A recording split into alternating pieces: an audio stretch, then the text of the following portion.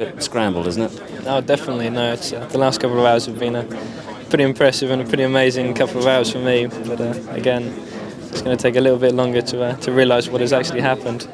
But I'm sure I will tonight when I'm sat in my bed, thinking about this year. Take us back through the story of how you become a Formula One driver at the age of 20. The starting point was a phone call in a pub in Somerset, wasn't it? Yeah, well, it was pub/restaurant. And Frank called me and we just had a little talk about the future. And it carried on from there, really. I got a telephone call about a month after that and said there's a possibility of driving a Formula One car this year with BMW Williams F1 team. So obviously I didn't hang around and say no. I said yes, one of the dates, and I was there at Jerez waiting. And the upshot was this, well, effectively a shootout between yourself and Bruno Junqueira, which is about as competitive as it can get, isn't it? Bruno is probably the most competitive person I've ever actually had to come across, outside Formula One, of course. But no, he did an excellent job. I think we both did a good job.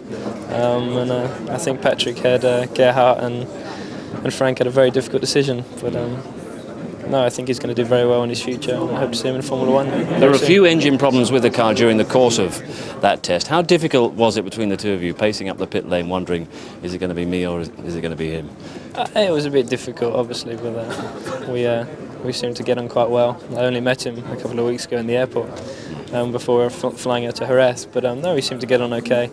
And I think the problems we had also was very good for us too. We got to know the team and get to know Patrick and the engineers, and no, it worked really well actually. But it really did boil down to how well you drove in the final session on Sunday afternoon. What sort of pressure did you feel at that time? Oh, definitely a lot of pressure there. I was so nervous in the morning before I got in the car when Bruno was driving, seeing the good lap times he was doing and the way he was working with the team. But I knew I had to just do the best job I can and try and relax, which I did, and I think it showed. The information then had to be assimilated, but there was a new car to be launched on the Monday. When did you actually learn, and how did you learn that you got the nod? It was about 2.5 hours ago. Frank called me in to his office and said, "Jenson, you're going to be racing for the BMW Williams F1 team this year."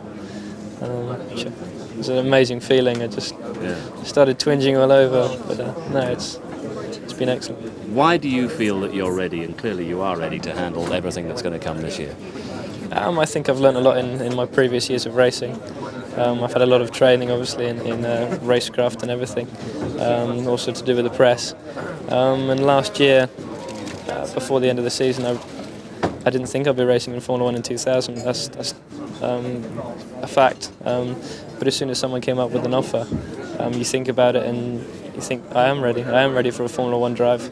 And especially after the couple of tests I had at the end of the last season, I knew I was ready for Formula One. And here we are now. And the physical aspect of actually driving a Formula One car, your initial experience of that was quite exhilarating, wasn't it? It's an amazing feeling, the power of a Formula One car. When I first came out the pits, it's the sound and the vibrations through your backbone is absolutely amazing. And then when you get to the first corner and brake, your head flies forward about 4 Gs. So it's an amazing experience. And it's fitness-wise, it's something we've been working on over the last few weeks, and very hard. It's likely to be a tough year for the team as they work out the new partnership with BMW. A lot of development work to be done. Are you ready for the fact that you might not quite make the storming progress that you hope? I think we're all going to do the best we can. And I think we're all going to work very hard this year to get the car as far up the grid as possible. I'm sure me and Ralph are going to work together very well and get the car to its best. And we'll see what the results are at Melbourne. Great thing is, I'm sure you're still a bit starry-eyed about all this Formula One business. Have you actually ever met Michael Schumacher or Mika Hakkinen or all these guys?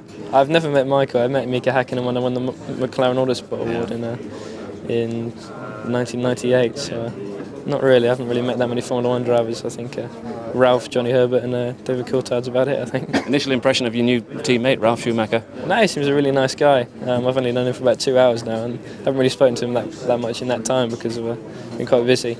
But no, he seems a really good guy, and off the circuit as well as on the circuit. So no, I'm looking forward to it. Well, we're all excited for you. Have a tremendous season. It's going to be a wonderful experience. Thank you very much. Bonsai on it and turning it into